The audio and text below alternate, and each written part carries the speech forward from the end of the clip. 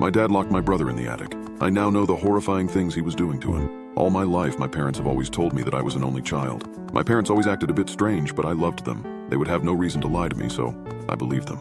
That was until today when I discovered the horrifying secret they have been hiding from me. I have lived in this house since I was 2 years old, so the noises I've heard coming from the attic weren't strange to me. When I was little, my mom would tell me fairies were living there to watch over us. If I was really bad, they would come and take me, and I would have to live with them forever.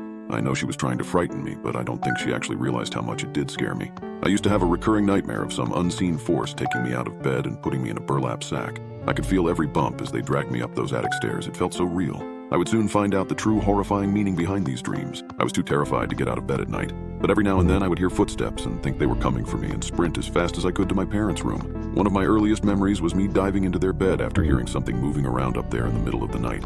I would make my dad check every inch of that house, especially the attic door, before I'd go back to bed. I was always afraid he would forget to put the chains back on after feeding them. I used to hide under the covers with my mother's arms wrapped around me, and she would sing to me and I would usually be asleep by the time he returned. She had such a soothing voice. I always believed nothing could harm me as long as I was in her arms. She was so calm no matter what happened. I can't remember one time she raised her voice to me. My dad wasn't as calm as my mom, but he never shouted at me.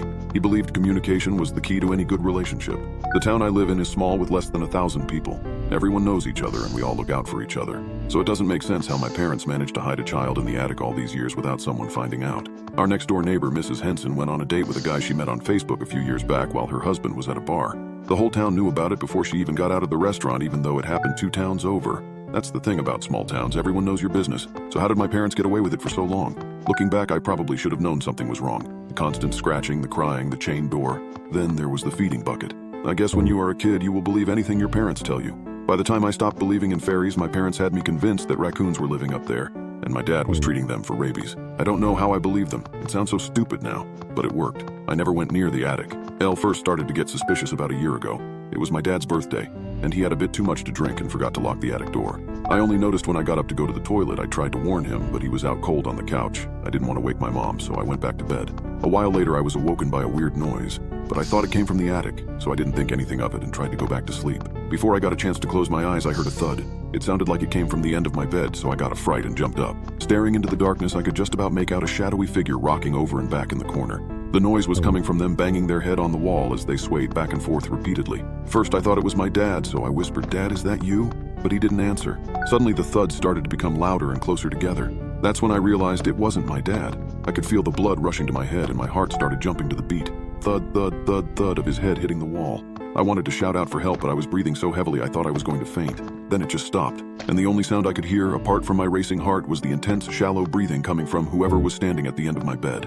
As I watched him slowly turn toward me, there was a moment where I thought I was going to die.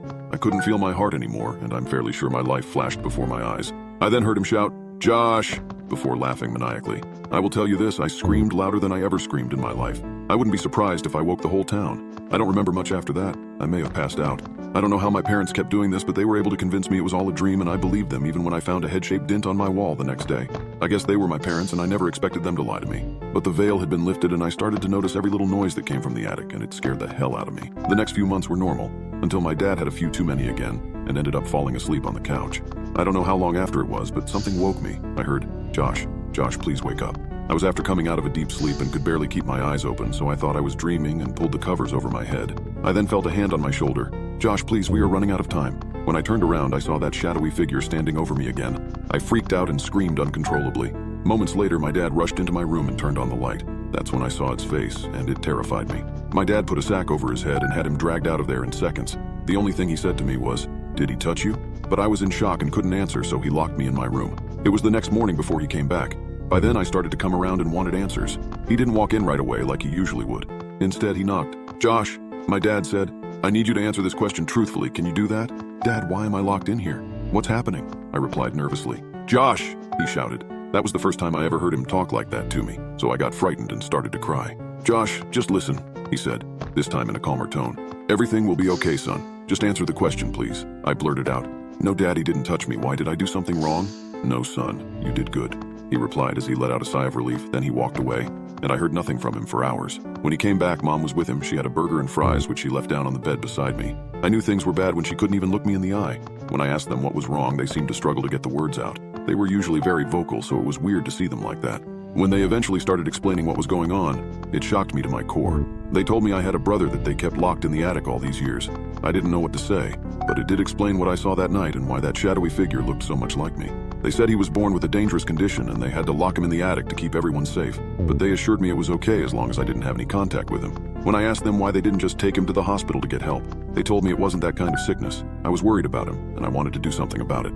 I decided that the best way to help both my brother and myself was to find out more about his condition. I spent weeks secretly searching online and throughout my parents' room, but found nothing that could explain such bizarre behavior in my family's history. I felt trapped, torn between wanting to free my brother and the fear that his release might endanger us all. One night, as I lay in bed pondering my next move, I heard a familiar scratching at the attic door, but it was different this time, more intense, desperate. I knew I had to do something. Equipped with a flashlight, I slowly approached the attic door and unlocked the chain. I took a deep breath and ascended the creaky stairs. When the attic came into view, my flashlight revealed a scene that chilled me to my core. There in the center of the room, surrounded by chains and old toys, was not just one but two identical figures, both resembling me, staring at me with hollow eyes. The realization hit me like a ton of bricks. "You finally came," one of them whispered. "We've been waiting for you." "We've missed you, Josh," the other one said.